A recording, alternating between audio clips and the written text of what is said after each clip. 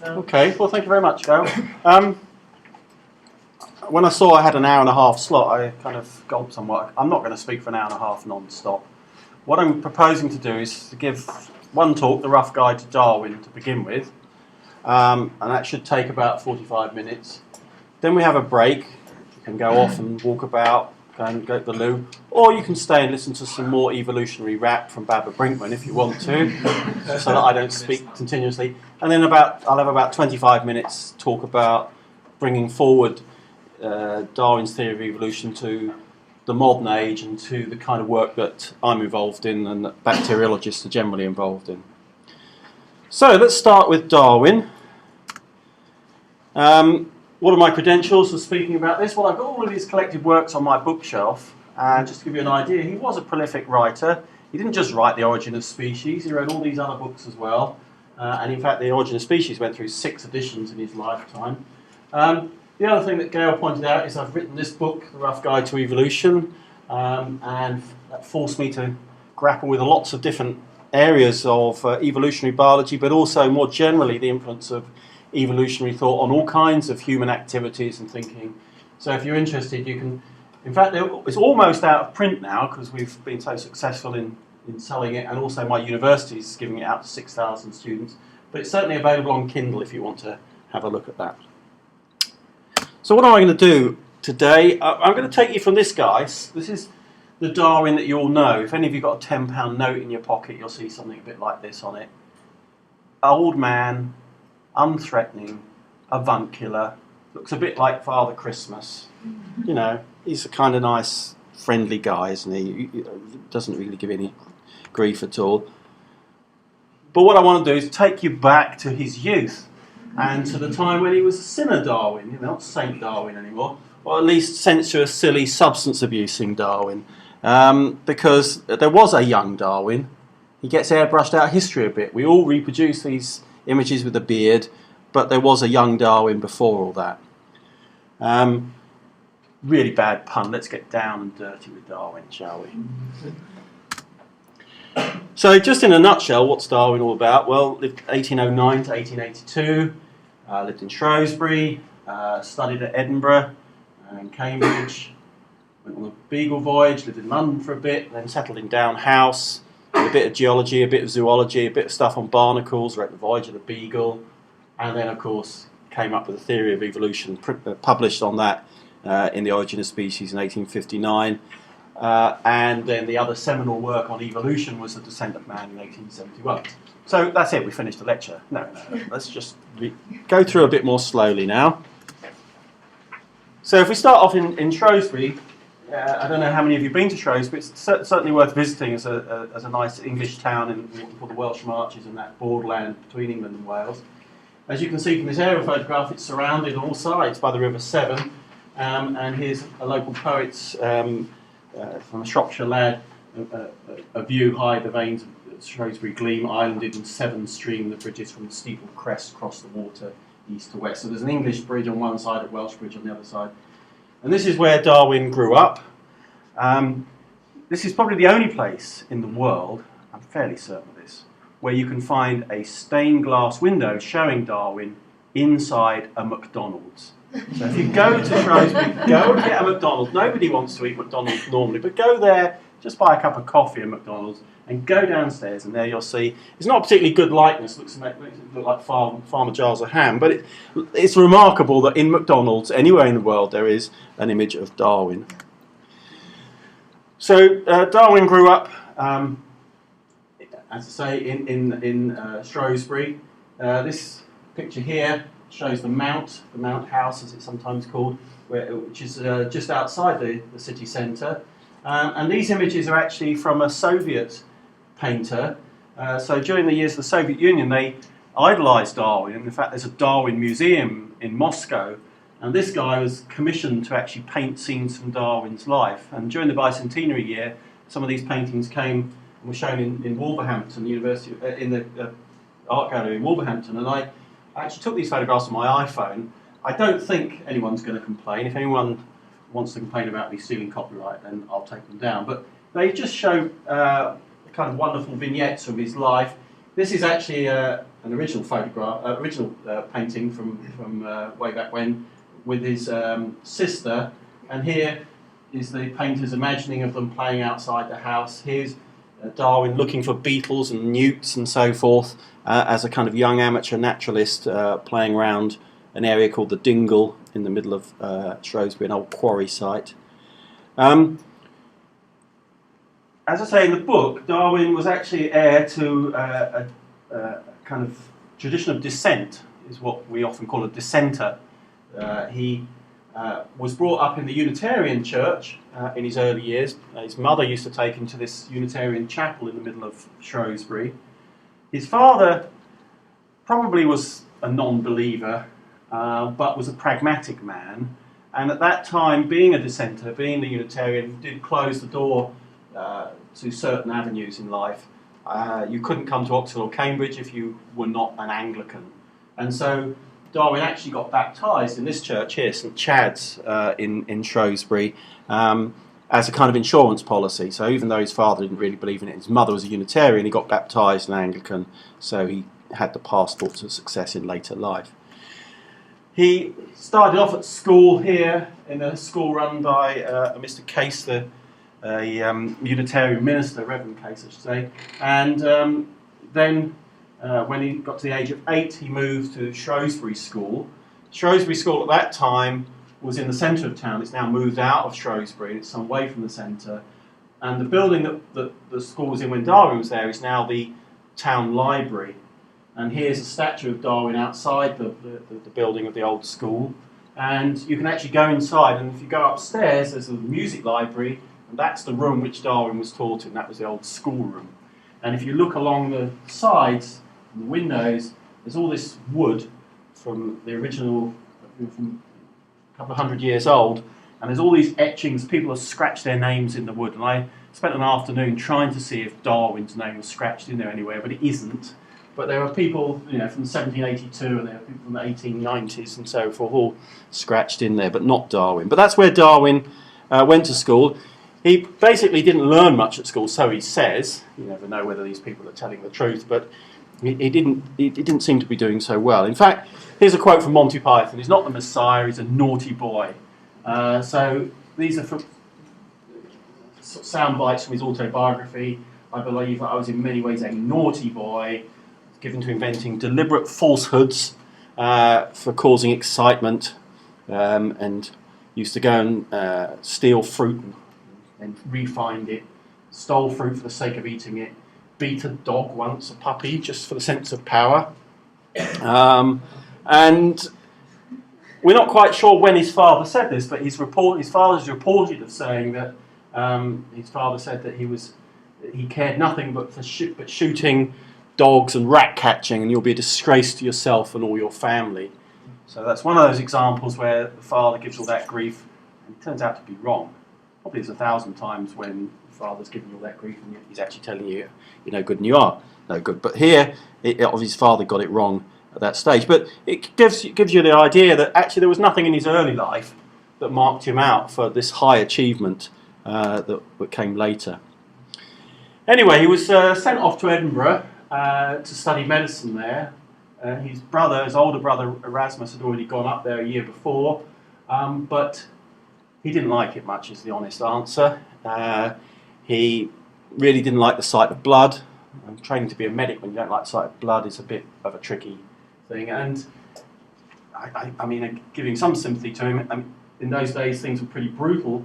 The kind of surgery they did without anaesthetic, chopping arms and legs off, are just horrible to think about, the kind of things. And he says 2 occasions he went to the operating theatre, one operation on a child, and this many years later when they brought in chloroform, he recognised this as a real blessing. Another thing that happened to him in Edinburgh, though, is he met up with a former slave, John Edmonton, and learnt from him how to stuff animals, and also just spent a lot of time chatting to him. And it's thought that Darwin actually gained a conception of the kind of equality of all humans and the basic similarities between all races from his lively conversations with this guy. As he says here, I used to sit with him for he's a very pleasant and intelligent man. Another person that he came into contact with in Edinburgh and probably sowed the seeds for some of his later thinking and work was this guy, Dr. Grant, and he used to go walking with him and used to go out along the coast of the Firth of Forth, trying to do a bit of natural history. And he points out in his autobiography that Dr. Grant actually expressed this idea of evolution, and particularly Lamarckian evolution, a previous version of evolution before Darwin. And he says it's probable, on hearing this rather early in my life, such views maintained and praised may have favoured my upholding them under a different form in my Origin of Species. So probably there was an influence there early in his life. So it didn't really work out there. So what were they going to do with the young Charles Darwin? Well, he was sent to Cambridge, and the idea was that he would coast through an ordinary degree. He didn't actually go to study theology. A lot of people say, I went to study theology. He didn't. He went to do an ordinary degree, but in those days, that included a fair bit of theology as well. And his life in Cambridge has actually been well documented by John Van Wy in time for the Darwin Bicentenary. So there's a booklet that you can buy. In fact, it's available on the Darwin Online website as well. You can download the whole thing. And it basically, many of the vignettes I'm going to talk about come from John Van Wy's work, so I'm very grateful to him. So he went there, and he spent a lot of his time just going out into the countryside. In those days, there was a craze for collecting beetles. It seems a bit odd now that young men would actually go out and collect beetles, but that was what they did then. Instead of watching the X Factor or whatever people do nowadays or going on Facebook, those days they would go out into the countryside and collect the local wildlife. And here's a picture of Darwin drawn by one of his contemporaries, showing Darwin actually riding on a beetle. It says, go it, Charlie, underneath there. So he's riding his beetle.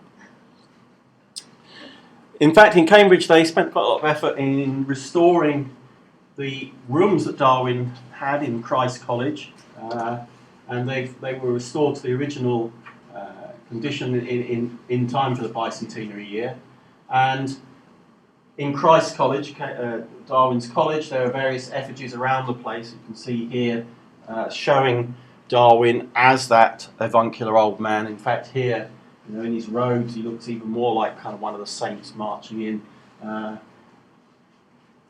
There was a recognition, though, in the bicentenary year that actually that was a little bit wrong, because Darwin didn't go to Cambridge looking like that, and they actually commissioned a new sculpture, and this guy Anthony Smith created this new sculpture of Darwin as a young man, as he would have been at Christ when he was there, and that's now in one of the courtyards in Christ's College.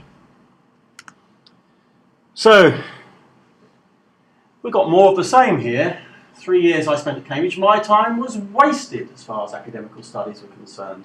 So, this guy is a bit of a waster. And he says, there were some redeeming features in my life at Cambridge, but my time was sadly wasted there, and worse than wasted. From my passion for shooting and for hunting, and when this fell, for riding across country, I got into a sporting set, including some dissipated, low-minded young men. We used to dine together in the evening, though these dinners often included men of a higher stamp, and we sometimes drank too much. That's a bit surprising for students, isn't it? Not really. I mean, it's clear that he was not that different from students today, jolly singing, playing cards afterwards. And he said he ought to feel ashamed of all that, but he couldn't help looking back with a bit of nostalgia. This is when he's writing in late adult life.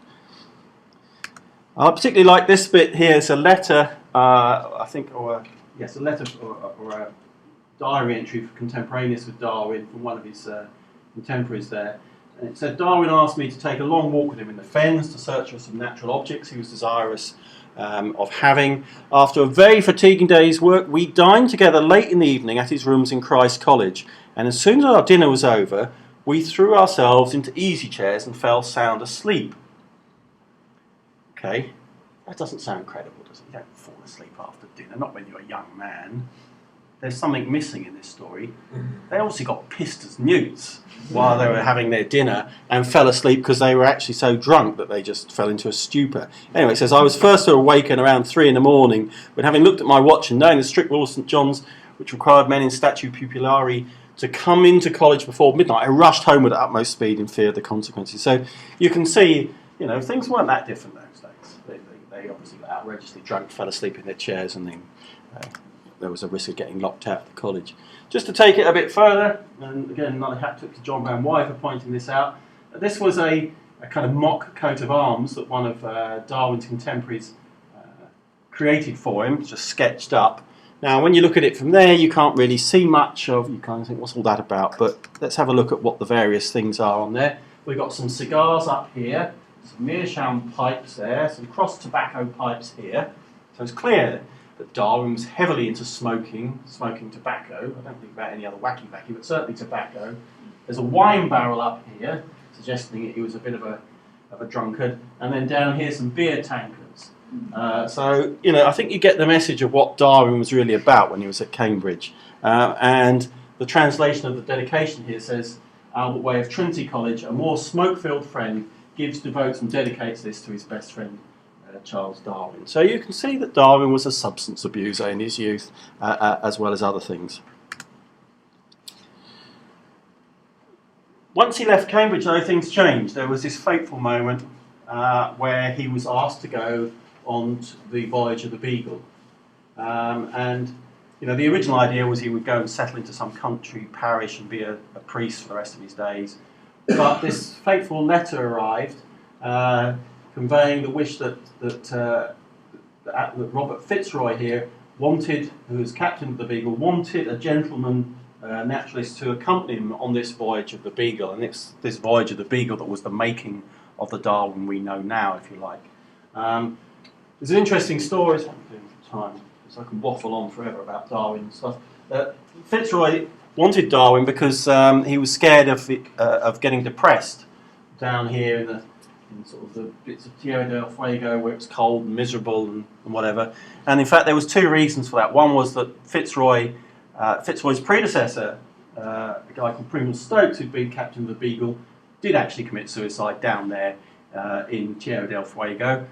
Shot himself in the head, locked himself in his cabin, then shot himself in the head, but didn't do it very well, and then took several days to die from his wounds way down there. So that was one issue, and the other thing was that Fitzroy's uncle, Lord Castlereagh, actually slit his own throat. There was some kind of gay sex scandal. Whether it's true or not, it's not clear, but Castlereagh was so disturbed by it, he slit his throat. So there was this dark cloud hanging over them. And Fitzroy, in fact, ended up slitting his own throat, but many, many years later when he was, I think, 60. Anyway, I'm getting off the subject here. So they went around the world on the Beagle, went through South America, Galapagos Islands, New Zealand, Tahiti, New Zealand, Australia, and back. And, a remarkable voyage, really, and it's worth reading the voyage of the Beagle, or if you're interested, go again to the Darwin Online site. There's some bits that have been turned into MP3s that were on Radio 4, nice readings from the Beagle Journal. But, this just these very telling stories about how he saw St Elmo's light dancing up and down on the masthead, the yard arm of the boat, and the sea, this kind of sea that was so luminous that the tracks of penguins were marked by a fiery wake. In addition to the oceans, though, he spent a lot of time on land. In fact, 3 years out of that, nearly 5 years, was spent on land.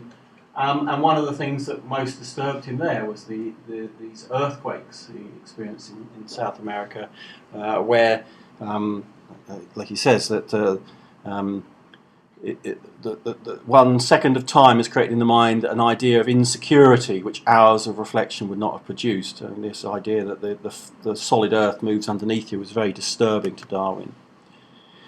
He obviously did lots of natural history as he was there, looking not just at the organisms that were in front of his eyes and documenting strange things that he saw, South American ostriches and iguanas and so forth, but also looking at the fossil animals from the the same region, and looking at the relationships between them and noticing that there were some interesting relationships there, and that sort of started to spring thoughts in his mind. He also was on the Beagle voyage was very interested in looking at the varieties of humans that he saw. So he met Maoris. He came face to face with slavery in South America and Brazil. Slavery was still there in its very brutal form. And he also came face to face with these Fuegians, these Native Americans that lived in Tierra del Fuego and had the most brutal of lifestyles, living in the cold and just living off seafood they could gather from the shoreline. He also went riding with the gauchos. These are kind of Hispanic equivalents of cowboys, if you like, and Darwin had this great adventure riding with these guys. These are two more pictures from this Soviet-Russian painter here, Viktor Yevstafiev. And one particular bit that I quite like in the Voyage of the Beagle, particularly like in the Voyage of the Beagle, is where he goes out with these gauchos and they all get drunk and they eat and drink far too much. And they've been swallowing the steaming blood of cattle slaughtered for their suppers, and then being sick from drunkenness, they cast it all up again and were besmeared with filth and gore. You know, that's like a nice horror movie vision there. One interesting point, though, is at that stage, all this stuff about Darwin saying he never learned anything and his education was wasted. But then he quotes Virgil's Aeneid in the original Latin. So obviously, some of that Latin must have got into his head. He's actually quoting a bit where the Cyclops eats a load of men and all this blood is coming out of his mouth as well. So, you know, it's interesting to compare the kind of the brutality and the grossness of what he was experiencing and the fact that he was still a refined man that could quote Latin at the drop of a hat. He went to Tahiti in the South Pacific. This is obviously not from Darwin's time, this is from Gauguin, but it gives you the idea of the sensuousness of Tahiti in the European imagination, at least. And Darwin was no different from other Europeans when they went there. And they particularly like this bit at the end here, where he says a white man bathing by the side of a Tahitian was like a plant bleached by the gardener's art compared with a fine dark green one growing vigorously in the open field. So you can see there's even a touch of eroticism there. You know, maybe he was having slightly naughty thoughts as he was looking at these people. In fact, if you try and find any signs of his kind of sexuality, there are a few things scattered around in the Voyage of the Beagle. Our female companion was rather good looking, belonged to one of the most respectable families in Castro. She rode, however, astride and without shoes or stockings.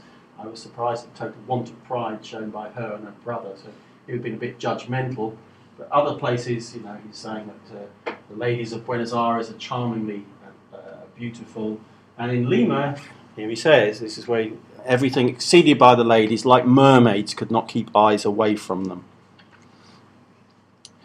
In fact, Darwin on women, perhaps the most interesting thing he said, certainly the most memorable thing, was when he came back to London and he was contemplating getting married, and he had his cousin Emma in mind, and he was thinking, what are the advantages and disadvantages of getting married? Now, you can't read this kind of scrappy paper here, but this is the original manuscript, and he says basically, you know, here are some of the advantages: children, constant companion, object to be beloved and play with. And this particular line here is just better than a dog anyhow. You know, it's like dissing womanhood and his wife in one small word. Home, someone to look after, blah blah blah blah. And then these are the alternative things. You know, no children, no second life, no one to care for you in old age, but then freedom to go where you like, choice of society, conversation with clever men at clubs, not forced to visit relatives who bend in every trifle. You can see the bachelor side of him coming out again. Loss of time, you know, all these women and children, they take up so much of your time when you want to be studying barnacles or whatever. But in the end, he comes to the view that he actually has to get married, and he says, marry, marry, marry, QED. Anyway, when he's back in London from the Voyage of the Beagle, as I say, he's courting Emma, But he also writes a number of notebooks, and he was a very avid collector of notebooks. He puts all his thoughts down, pours himself down into these notebooks. And they've also, many of them have survived, not all, most of them have survived. And we have wonderful insights into the mind of this young Darwin, as I say, the young, dirty, sensuous Darwin, not this old man with the beard that we normally come along and see. So notebook B, one of his early notebooks, says there's a number of thoughts there. Each species changes, does it progress? Absurd to talk of one animal being higher than another. We talk of higher orders, we should say intellectually higher. So you can see that the thoughts, the doubts had started to creep into his mind once he came back to London. And in a sense, there was an avalanche of thoughts going through his mind at that time. You heard this morning earlier about phylogenetic trees. Well, Darwin was one of the first to articulate this idea, probably the first to do so in the modern conception of it. If you go through notebook B, you come to this first bit here where he says the tree of life should perhaps be called the coral of life. Base of branch is dead so that the passages cannot be seen. And he sketches out his view of the tree of life. So this dotted part here is all the extinct stuff, and then these branches here are the things that still survive. And so he's saying it's like a coral where the base of the coral's dead and that the branches are surviving. A bit later on he draws another similar kind of phylogenetic tree here with perhaps a little bit more bushy, but also with this dotted line suggesting that there's extinct organisms there. Now, you've heard about these three domains, of course. You heard about that earlier, and Wose's view of the phylogenetic tree of life.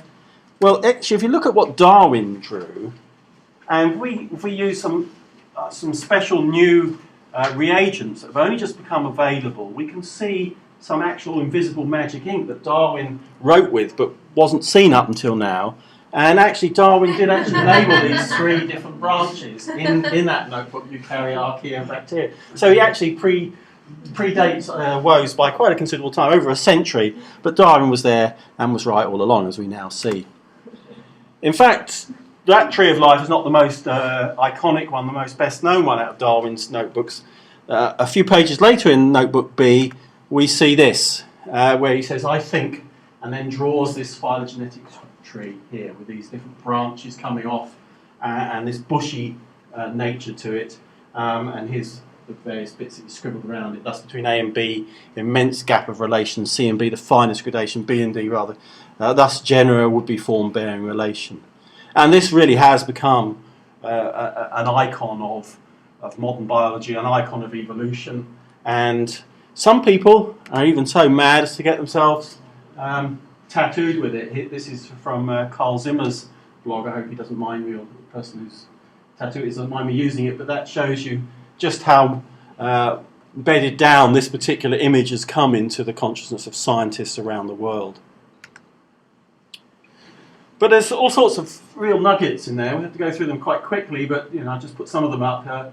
If all men were dead, then monkeys make men, men make angels. His mind is going all over the place. In fact, he had a grasshopper mind. He was going at all sorts of things. If you want to read through those notebooks, you see he speculates about body over, slavery, animal liberation, mixed marriages, incest, male nipples, rudimentary bones, pigs that can open gates, mammalian mass extinctions, floating trees. It's all in there in notebook B.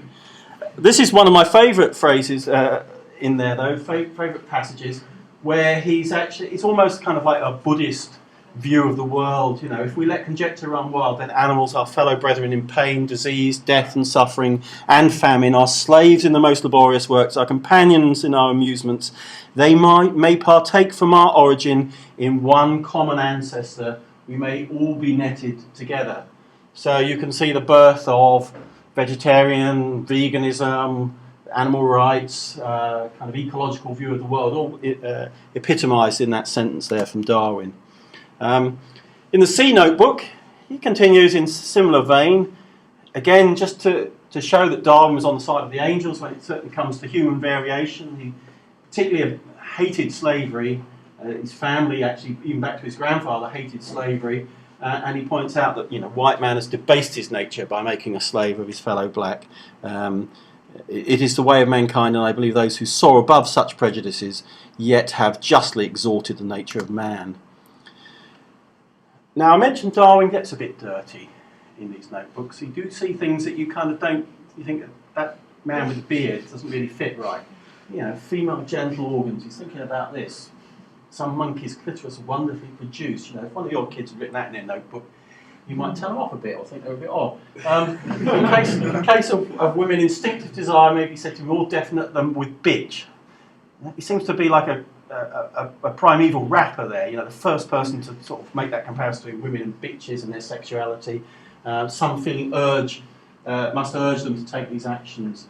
But he says, you know, these facts may be turned to ridicule or thought disgusting, but philosophic naturalist pregnant with interest. And then he goes on to make an analogy between the change from a caterpillar to a butterfly to the sort of growth of breasts in a young woman. Again, you know, there's all that sexuality buzzing around in his head. The so-called metaphysical notebooks, the M&N notebooks, also, he really then starts just to go a bit mad with all his ideas. He's got all these things in there. I want to go read all of these. You know, he points out that after Greece we had the Dark Ages, so that it's not necessary that progression happens in history over time. He anticipates Freud, says that the possibility of the brain having whole trains of thought and feeling and perception separate from the ordinary state of mind. Kind of anticipates Chomsky in his language acquisition device, requires a far higher and far more complicated organisation to learn Greek than to have it handed down as an instinct. And one kind of key motif in Darwin's thinking that lasts the rest of his life is that he belittles the human intellect, saying it's more fitted to recognise the wonderful structure of a beetle than a universe. And this is typical of Darwin. When people ask about the big cosmic questions, he sort of says, look, we're just evolved monkeys, if you like. Can we trust our minds to fathom this, is his kind of view. Probably leaning very heavily on Hume, actually. He read a lot of David Hume at this time, and I think there's a little research project in the influence of Hume on Darwin. Darwin getting dirty, though, in the M&N notebooks. He goes on about this guy who was drunk and thought everyone was calling him a bastard. He tells about a Shrewsbury gentleman who tried to have sex with a turkey, dogs smelling each other's bottoms, stallions licking the udders of mares and thinking about, you know, is that why men lick women's breasts and all that kind of stuff. It's all a bit gross, really, and it's quite surprising. You kind of wonder what he's been going on about, why all abnormal sexual actions or impulses are held in aberrance. You know, has he got something to confess there? He's been playing with himself or whatever. And he says, a man shivers from fear, sublimity, sexual ardour, cries from grief, joy and sublimity. Gets really gross now. I've almost finished this line of grossness. This is the grossest part, where he says we should not feel so much surprise at male animals smelling vaginae of females when it is recollected that smell of one's own pud, pud stands for pudendum, naughty parts, or parts that you should be ashamed of, not disagreeable. Now think about that. How does he know that his own pud the smell of it is not disagreeable? You know, he's scratching himself down his trousers and then smelling his finger. It's just a gross image that is quite at odds with the Darwin, with the beard and the saintliness and all that kind of stuff. Anyway, enough of the notebooks.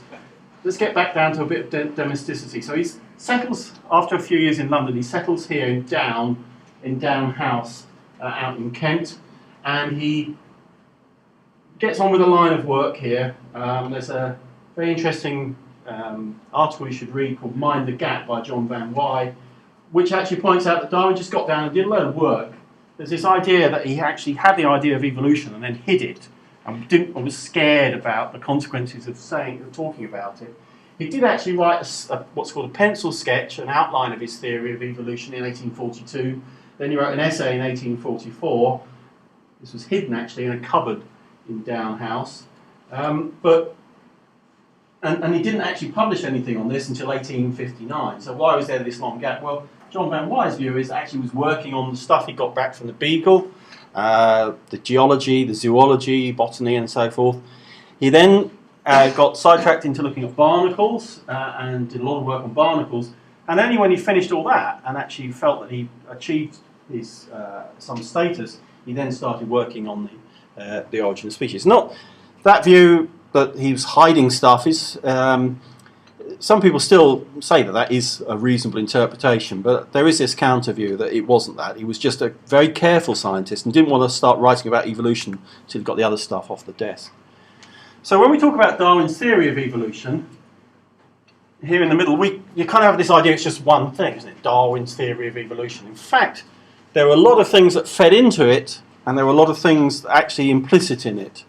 So I've kind of mentioned some of these things already. His family tradition of religious descent, the Beagle voyage, in fact his time up in Edinburgh and the Scottish Enlightenment, put Smith's invisible hand, Adam Smith's idea of the way economics works, but David Hume up there as well.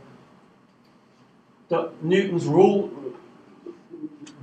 law-governed universe, the idea that there are natural laws out there that govern the way the world works. Another influence was from the geologists, the idea that the Earth was very, very old, and also that there was this idea of uniformitarianism, that basically you look out of the world and you see processes going on, a river running down through a valley and eroding the sides, and you just look at that and you project those for long enough periods, then they account for all the features of geology we see around us. And this idea epitomised by a saying that the past is the present is the key to the past in terms of understanding the world. So Darwin took that on, and the idea of gradualism within it. He also read von Humboldt, who was one of the famous early adventurers in natural history, and took in all that excitement about natural history. One key influence was Thomas Malthus, who wrote an essay about population, pointing out that populations tend to grow and grow and grow exponentially, whereas the means to support them grow kind of arithmetically, if at all. And so that eventually a population has to outgrow whatever sustains it. And Malthus' view was that this would mean we'd have a catastrophe. You'd either have pestilence, people would die of infectious disease, you'd have famine, or you'd have war to cull the population and keep it at a level that could survive on the resources. And this idea actually fed into the theory of evolution. And Darwin was no one idea man. It wasn't just theory of evolution. Within the theory of evolution, there are lots of different threads, different pillars, if you like, that bolster up this theory. And some of them, you could say, are independent from each other, but together they all make something that's more than the sum of its parts. So the idea that species mutate, change over time. Key point that he had, though, was this idea of non-progressive branching evolution. So before Darwin, people thought of there being a ladder of nature that goes back to Aristotle's time, Scala Naturae, that basically animals are trying to climb this ladder. And obviously, in the racist views of the time, you know, the European man was sitting at the top of the ladder and all these other races were beneath him.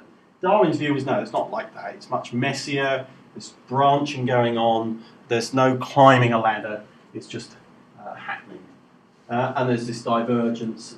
And the ideas that you heard about earlier today, taxonomy as genealogy, if you like, this tree of life, the idea of common descent, and that we're all descended from a common ancestor, all of that in that idea. The next big idea he had was natural selection, and this really comes about from a number of thoughts that went through his head, a number of principles. So he recognised the fecundity of nature. So anyone who goes and collects frog spawn in springtime, you can see how many eggs there are produced by one frog. Now, if every one of those eggs survived, you'd have 100 frogs. A few generations, the whole world would be covered in frogs. It doesn't happen, so what's going on? And what he recognised was that there must be a struggle for existence, so that not all of those animals can survive to adulthood, and they must somehow struggle. There must be a culling of some sort going on in nature. And then he saw the variation within nature, saw reproduction going on, and then the idea of selection, that basically there was differential survival to adulthood and to reproductive age, and so not everything survived. And sexual selection was a key concept where he recognised that actually it wasn't just the natural environment was selecting, it was perhaps members of the same species of the opposite sex, so females may be selecting males on the basis of their strength and prowess and so forth.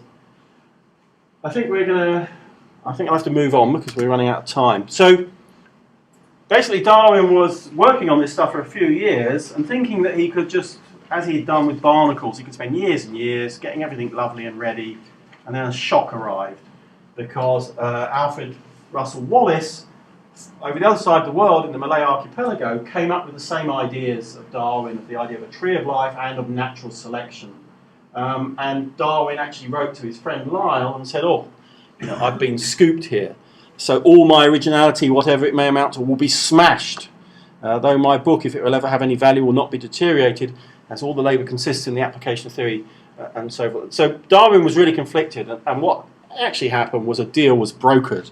That Darwin's, some of Darwin's work and a sketch that he'd written and some correspondence, together with this sketch that Wallace had put together, were both communicated to the Linnaean Society. And so this letter was sent saying, these gentlemen, having independently and unknown to one another conceived the very same ingenious theory to account for the appearance and perpetuation of varieties and specific forms on our planet, may both fairly claim the merit of being original thinkers in this important line of inquiry.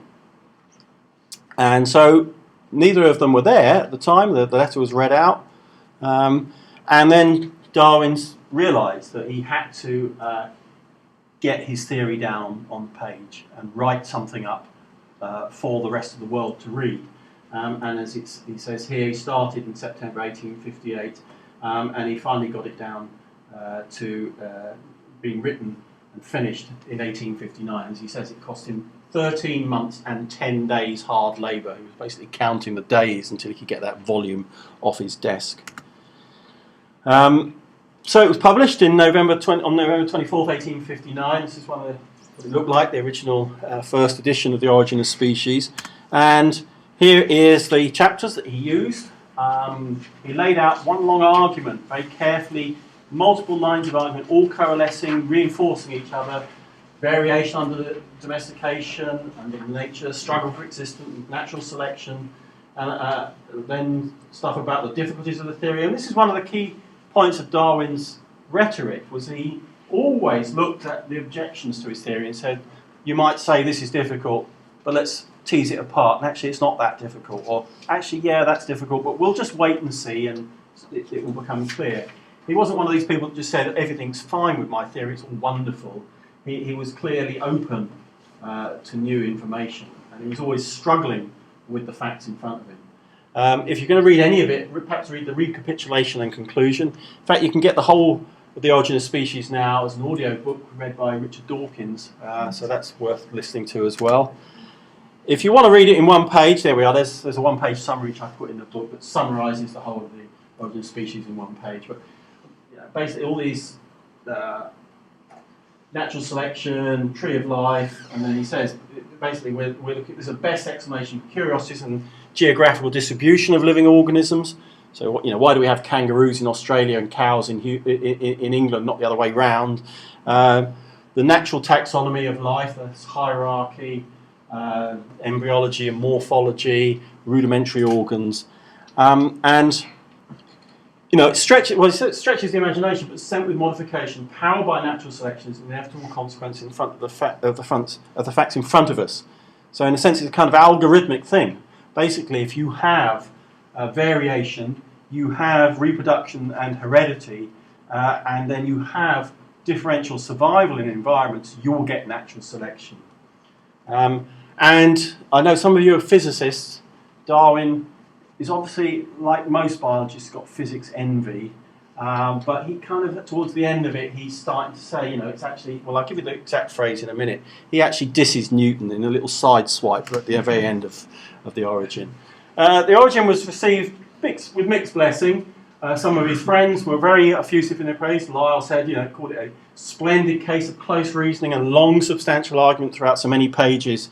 It really is, if you read the first chapter of The Origin of Species, it's like being hit by a baseball bat repeatedly, and at the end you're sort of screaming for mercy, saying, all right, I accept that variation under domestication has happened and that this is an important force and that there aren't wild ancestors out there of each of the different kinds of dog or cat or whatever. actually, Darwin kind of was very conflicted by his own use of language. He sort of thought he was very clumsy in his use of language, but some of the turns of phrases he uses in The Origin are worth actually bringing forward. I mean, this is how he introduces the idea of natural selection. He says, I've called this principle by which each slight variation, if useful, is preserved by the term of natural selection in order to mark its relation to man's power of selection. We can see that man by selection can certainly produce great results and can adapt organic beings to his own uses through the accumulation of slight but useful variations given to him by the hand of nature. But natural selection, as we shall hereafter see, is a power incessantly ready for action and is immeasurably superior to man's feeble efforts as the works of nature are to those of art. And harking back to the lecture you had before about Tree of Life, Darwin on the Tree of Life, absolutely poetic. The affinities of all beings of the same class are sometimes being represented by a great tree. I believe this simile largely speaks the truth. As buds give rise by growth of fresh buds, and this, if vigorous, branch out on and overtop on all sides many a feebler branch, so by generation I believe it has been with the great Tree of Life, which fills with its dead and broken branches the crust of the earth and covers the surface with its ever branching and beautiful ramifications. So, you know, I think Darwin actually probably out-Dawkins in terms of his ability to communicate evolution. And if you don't like Dawkins, go and read Darwin. You might find him more accessible or more exciting. One of the great works of genius, of marks of genius of Darwin, was that he saw kind of cosmic questions answered in the most pedestrian of things. He spent a lot of his life studying domesticated pigeons. You know, you kind of to see the answer to the meaning of life in domesticated pigeons seems a weird thing, but that's what he did. He went out to clubs where they were breeding these animals and basically made this the test case for his theory. He points out the diversity of the breeds is something astonishing. There's only one figure in The Origin of Species. It's this. It's a phylogenetic tree. It's the first proper phylogenetic tree ever published, I think. There are some predecessors that you might claim that, but this is the one that really is the one that makes history. This is his view of a phylogenetic tree. So it's kind of iconic that the only figure that he puts in the whole of the Origin is that one figure there. Darwin was lucky because during his life, the world changed. People started to believe him. He had convinced the majority of people by his rhetoric, by what he'd written in the Origin. And one of my former colleagues, Barbara Baudelaire, produced a digital variorum of The Origin of Species a few years ago, where she took all the different editions of The Origin of Species and digitized them, and then was able to do interesting comparisons between them, because actually The Origin changed. About a third of the text was rewritten during those different editions. But she says this is one point that's particularly poignant, where Darwin writes, and in the early editions, the great majority of naturalists believe that species are immutable productions and have been separately created. So then saying, until recently, the great majority of naturalists believed. So he was actually convinced by that time, by the 1869, 1872, that he had actually won the argument. And in his own life, that was a great achievement. I'm going to have a break soon, but we've got just another 5 minutes of this. So what do we learn from all this? What did Darwin actually teach us about biological insights? Ernst Mayr, actually, who was a great evolutionary thinker, died just a few years ago. He was, I think, 101 or 102. He actually overlapped in his life with Wallace. He teased out various ideas and said that basically Darwin brought the idea of the non-constancy of species, or the fact that things evolve, they change, the notion of branching evolution and common descent, the idea of graduality, of gradualism, of no major breaks or discontinuities, and the fact that the mechanism of evolution is largely natural selection. So the reason that things in nature appear to have this kind of aptness, they appear to be contrivances, or the heart looks like a pump and the eye looks like a camera. This is down to natural selection. Darwin actually himself says that he didn't say that natural selection accounts for everything, and we now recognise that there's all sorts of neutral evolution going on under the surface. Things are changing. It's nothing to do with natural selection. Darwin never said it was all natural selection, but largely natural selection. And he changed biology into a different kind of science, if you like, because he introduced historicity into science. So chemistry, physics, these are, you're learning about the world as it is and has been for millions of years. I know if you go far enough back with cosmology, physics starts to become a bit more historical, the first 3 seconds after the Big Bang, but most of the time when you're dealing with physics, it's like that, that's what it is. If you go to biology, though, it's different. You go back 100 million years, the world looks completely different from the way it does now in terms of its life forms. And you have to evolutionary biology tries to explain the events and the processes that have already taken place. And so, in a sense, it's a kind of branch of history, and the idea of natural history perhaps is appropriate. There's some good grounds, I think, for taking Darwin as a major advance in philosophy. The idea that there were no final causes. You don't need to have supernaturalism or teleology out there. The idea of variation and randomness. So, in most lines of science, when you look at things and you want to measure them, the fact that they vary is actually a nuisance. So you want to go and take measurements of, say, acorns from a tree or whatever, and you want to work out how big is an acorn. The fact that they vary is it's annoying. But Darwin makes that variation the actual centerpiece of evolution. The fact that there is that variation. And Ernst Mayr points out that this undermines a lot of racist thinking. We have this idea of racial types of certain individuals, being quite distinct from other groups of individuals. In fact, that's, in terms of the way Darwin looks at the world, it's just all variation, and there are no real cut-offs where you can say that's a European, that's an African, that's an Asian or whatever. And there are, kind of ethical implications, and we really don't have time to talk about that. I've got to press on. Now, if you're thinking about systems biology, well, Darwin, is he a systems biologist? Well, he wasn't very good at maths, and he said he was not very good at maths. Computers hadn't really been invented, although Darwin did dine with Babbage when he was a young man, when he was living in London. He might have, I don't know whether Darwin and Babbage met at the time that Babbage had already invented his difference engine or not, but I can't remember. Anyway, in chapter 3 of The Origin, he kind of starts to think about complex issues, ecological kind of issues. How can you, if you clear a piece of land, if you enclose a piece of land, why do you suddenly get fir trees? And he's looking for kind of hidden causes, more complex causes. Speculates on cascades of ecological change in Paraguay. And then there's this famous example where he says plants and animals most remote in the scale of nature, bound together by a web of complex relations. And he points out that, if you take cats and flowers, there doesn't seem to be any link, is there? A number of cats in an area, a number of flowers in an area, but he teases out an argument to say, well, actually, there could be a link. Because humblebees are needed for the fertilization of plants.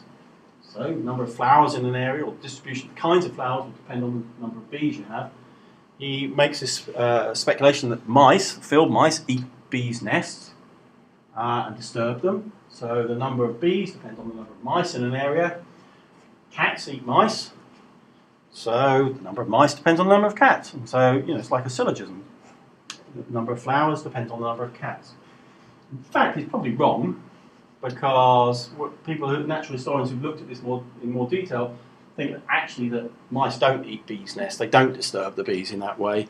And that was perhaps a speculation too far. But you can see the kind of systems level, more complex thinking that Darwin was engaged in, was groping towards with this kind of analogy. Just a couple of things to big it up for Darwin before we finish on this one. So Dawkins actually points out, never were so many facts explained by so few assumptions. Not only does Darwin in theory command superabundant power to explain, its economy in doing so has a sinewy elegance, a poetic beauty that outclasses even the most haunting of the world's origin myths. Daniel Dennett actually goes on to say that this was the best idea anyone ever had, the idea of evolution by natural selection, the idea that natural selection unifies the realm of life, meaning and purpose with the realm of space and time, cause and effect, the mechanism and physical law. Darwin obviously has a philosophical impact on our understanding of humanity's place in nature. It doesn't say much about that. Almost nothing about that in The Origin of Species. Just says one line: light will be thrown on the origin of man and his history. But in The Scent of Man, he obviously goes into much more detail about this. But obviously, Darwin's view that we were not the pinnacle of nature, we were not specially created, is as iconoclastic as Copernicus saying that the sun doesn't go around the earth, and really is a big change in our world view. Dobzhansky came up with this very pithy statement, nothing in biology makes sense except the light of evolution. He actually wrote an article. Most people don't bother to read the article, but this particular title really epitomises the view of many biologists nowadays. Almost finished with Darwin. What was he like, this guy Darwin? Well, you know, he stammered a bit when he was young. He couldn't say, a bit like Jonathan Wass, he couldn't say R properly. He didn't get fat, like his father was very fat and his grandfather was very fat. He was quite lean. He had a big bulbous nose, that almost got him not onto the Beagle, because Fitzroy believed that you could tell a person's character from the shape of their face. He was a great family man, played billiards with his children. He loved dogs. When he went off on the Beagle, in fact, when he came back, his dog recognised him, even though he'd been by 5 years, a bit like that bit in the Odyssey where Odysseus comes back and his dog's the first person to recognise him. He says that his dog just recognised him and that's it, they got back together again as if they'd never been apart. We mentioned all this stuff about substance abuse. In later adult life, he had a lot of snuff and he did smoke cigarettes. He didn't drink too much in later life. He had a bit of wine now and then. He lived at Downe House. He had this very, kept very much a routine. He wandered off around the sandwalk, a gravel path next to Downe House, did a lot of thinking. And in the evening he used to listen to a bit of music, play backgammon. You can see the backgammon set he used to play on. In fact, there are charts of how many times he won versus Emma. And he used to like romantic novels, particularly with pretty women and happy endings. So, you know, a very congenial kind of guy, quite unthreatening. Okay, all that sexy stuff when he was young. As he got into middle age and old age, much less threatening. He died April 19th, 1882, and it was expected that he was going to get buried in Downe, in the churchyard in the village near to Downe House. But this groundswell of opinion arose after his death in the week following, and this led to a state funeral in Westminster Abbey. And there was a horse-drawn hearse that took Darwin from Downe to Westminster. It took all day to get there. And on the 26th of April, he had his funeral, carried by 9 pallbearers. And some of these are associates of Darwin that we know, recognise Huxley, Darwin's bulldog as he's called, Hooker, a botanist who was a great friend of Darwin's, Wallace, sometimes cast as Darwin's competitor, but you know, Wallace actually was Darwin's supporter throughout his life and actually literally supported him during his funeral. Interestingly, given all this rubbish we hear from America nowadays, casting doubt on Darwin and creation, all this creationist nonsense, the American ambassador to Britain actually was one of the people that carried Darwin there. So Darwin was held in such high esteem that was the kind of thing that happened. And he was buried just a few yards away from the grave of Isaac Newton. And the Times, the obituary in the Times said his work of character has filled the mind of thinking people of all countries, classes, creeds and occupations. So in a sense, what we have here is that naughty boy from Shrewsbury that we started off with, who used to beat dogs and steal fruit, actually became, in the words of the Pall Mall Gazette, the greatest Englishman since Newton. We can argue with physicists versus biologists whether that Darwin actually outdid Newton. You know, a lively question on that one. But he's buried not far from Newton. And these are the closing words of The Origin of Species. There is grandeur in this view of life, with its several powers having been originally breathed into a few forms or into one. And that's whilst this planet has gone cycling on according to the fixed law of gravity, from so simple a beginning, endless forms, most beautiful and most wonderful, have been and are being evolved.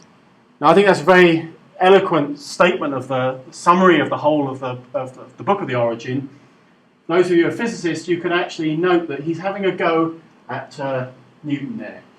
The planet's gone cycling on according to the fixed law of gravity, Newton's easy, isn't it? Round and round and round, boring, boring. You look at the way the world has changed biologically from such a simple beginning. So simple beginning, endless forms, most beautiful and most wonderful, have been and are being evolved. That's it for now. We'll have a little break because I'm going to run out of voice if I keep talking too much longer. I'm happy to take any questions and comments. We have a 10 or 15 minute break now. Why is Wallace not so famous if they credit both of the Okay, so there are several reasons for that. One is Darwin actually has priority in terms of it first to actually discover, if you like, in the kind of, if you take patent law where you have first to file and first to discover. Darwin had actually hit on these ideas by the late 1830s, early 1840s. So his 1842 pencil sketch, encapsulates much of the argument. So Darwin was there already. That's one thing. The other is that Darwin was a gentleman scientist who was already respected for his work he'd done on the beagle, the work he'd done on barnacles. In those days, it was very much a class divided, a society divided on grounds of class. In fact, if you look at the census for Downe, the village of Downe, I think it was in the late 1870s, there's a census there, and it lists the people that live in Downe, and at the top is gentlemen, and there was Darwin and the vicar, and then there's all the tradesmen listed underneath. So it was so Wallace had much more of the trade about him. He come from much more humble background, didn't have money behind him, didn't have that authority behind him. But also Darwin was the one that actually sat down and wrote The Origin of Species. So within a year of that first joint publication, Darwin had actually laid out all the arguments and created this masterpiece where everything comes together. So in that sense, and Wallace, accepted that Darwin had priority. Wallace actually wrote a book called Darwinism in later life that summarised evolutionary thinking. There are other interesting questions. Darwin was a relentless kind of rationalist or empiricist. Those two terms sometimes put up against each other, but basically Darwin followed evidence and lines of evidence till the natural conclusion, and wouldn't have anything to do with supernaturalism, spiritualism, interventions coming from outside into this. He always wanted to look for the naturalistic explanation, whereas Wallace kind of compromised and said, well, he couldn't understand how human consciousness arose. He couldn't understand the origin of life, and he looked for interventions from outside of the natural world to sort of explain these things. So in that sense, Darwin is actually more contemporary. He fits with more of our feeling that that science just keeps going and doesn't stop, and now we look all the way back. I was just wondering who actually read his book back in the time. Was it mainly scientists, or was it also well known? Well, it's well known. It sold out. The first edition. There's this story about it sold out on the first day. I'm not sure. I think there's some doubt as to whether that was true, whether it was bought by certain book dealers or whatever. But it was widely read, and it's never been out of print since then. I think it was read by the intelligent people. There was this whole class of gentlemen, priests who were gentlemen naturalists, and they would have read it. And I think the length and breadth of society really.